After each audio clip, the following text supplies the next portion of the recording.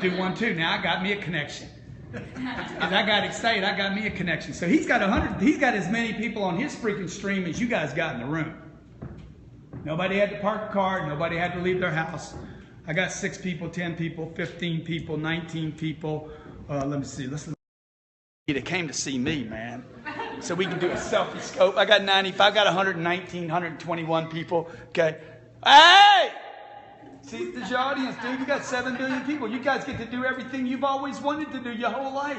Walk around strutting, striding, swagging, right? How many of you'd like to live your life like that? And more importantly, how many of you'd like to do that and still give back to your community and be humble?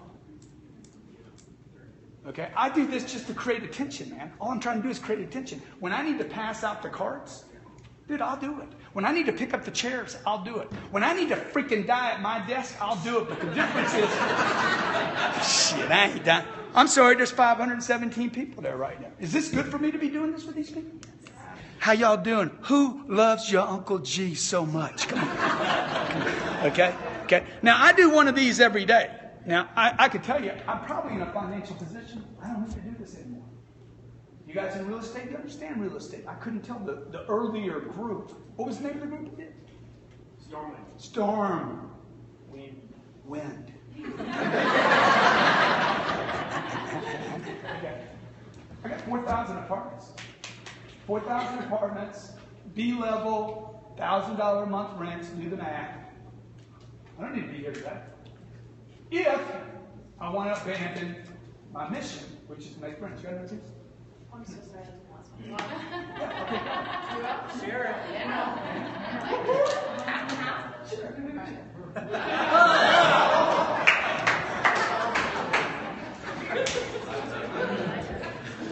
I'm going to die of something.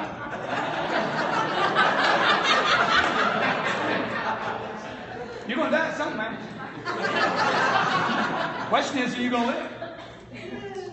Question is, are you going to live? And oh, by the way, how are you going to live without money? How are you guys going to live without money? I mean, let's keep it real. Let's keep it real right now. How many believe that you could step your game up and make more money? How many believe that? So what has you convinced that it's all right to do whatever you're doing right now? Took a long time to convince you of this. A lot of effort, a lot of freaking strategies, by the way, to convince you to freaking settle. You live in a country that lives on this idea of freedom and courage. America, home of the free. Is that what it is? Home of the free and the land of the brave. Really? Dude, where's the free? Where's the free people at? I'm free. Okay, I get to say whatever the hell I want right now. And I do. I'm not owned by a public company. I don't have anybody to police. I get to do what I want to do. Half the room's going to love me by the end of the night. Half the room's going to be like, I don't know, a little bit too much for me. Good. I'm good. Go on, do another room. That allows me freedom, would you agree? It also allows me to be able to set a good example to my kids. Hey man, speak your mind, walk away. Right? My wife's she made friends. She's sending our kids to school, and there's this very, very famous. Don't tell anybody. There's too many people on here. We'll get back to it. Anyway, I said, look, you need to leave her alone. You need to leave that chick alone. Okay, there's nothing good going to come from that knowing that chick. Just leave her alone. I'm telling you that. And the only reason you won't listen to me right now is because you don't have enough in your pipeline. That's why you settle on the friends you have. That's why I settle on the friends I have. That's why I got in trouble with people I was hanging around with. Because I wasn't willing to go out and reach new people, man. See, they didn't teach you this in high school. Did they teach you in high school? Talk to strangers. No, they don't.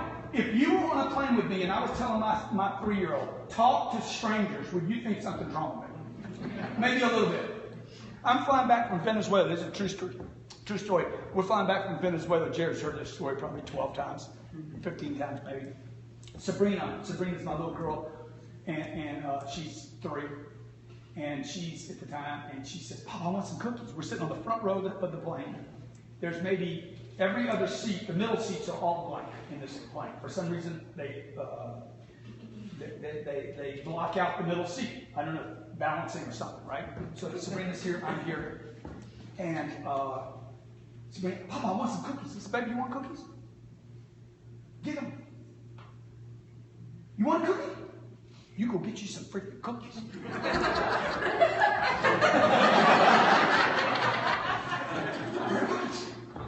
She turned into like a freaking Rottweiler. Where's cookies? It's 236 passengers on this plane. Somebody bound to have some cookies. Those people are called strangers. They're strange because you don't know them. Doesn't mean there's anything wrong with them. Most of the people on this plane are good freaking people, and they probably got some good freaking shit on them. This is what I would do if I were you. And I wanted cookies the way you look like you want cookies. I'd freaking nail that flight attendant. I would, man. I would. I'd walk up to that freaking flight attendant. I'd walk up to him and say, hey, mister, you got some cookies? That's what I would do if I were you. The guy is in the galley. He's connected to the food. The galley is the kitchen on the plane. We're 36,000 feet. We got 2 hours and 38 minutes left. Ain't nobody going anyplace. Take a chance. Oh, Papa, I don't know. Dude, you want cookies or not? I ain't got any cookies. And if I did, I'd eat them myself. I wouldn't give them to you. That's some funny shit. Okay? You guys ready? You tracking?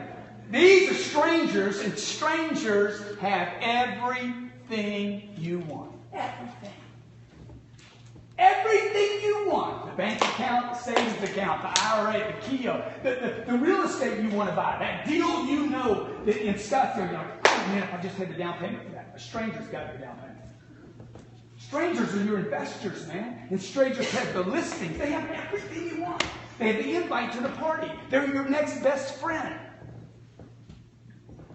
Sabrina, in a moment of inspiration or insanity, depending on which one you think it is, jumps out of the plane. Not out of the plane. Oh! That's a commitment. That's committed, yeah. That's committed. Whoa! I'll get another kid. I love him, but I ain't jumping. Okay, so watch what happens, okay?